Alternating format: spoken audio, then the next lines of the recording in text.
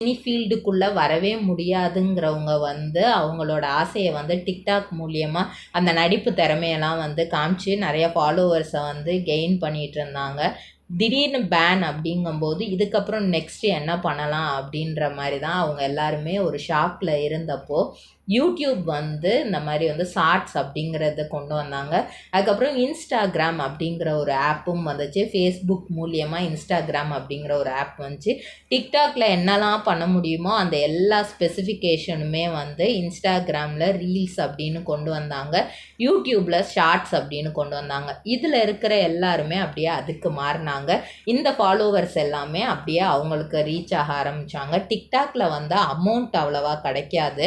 பாக்குமட்டை தயாரிக்கும் மிஷின் கிடைக்கும். அதற்கான ரா மெட்டீரியல்ஸையும் வருடம் முழுவதும் நாங்களே சப்ளை செய்து வருகிறோம். நீங்கள் செய்யும் தட்டுகளை நாங்களே எடுத்துக்கொள்கிறோம். அதற்கான லோன் வசதியும் செய்து தருகிறோம்.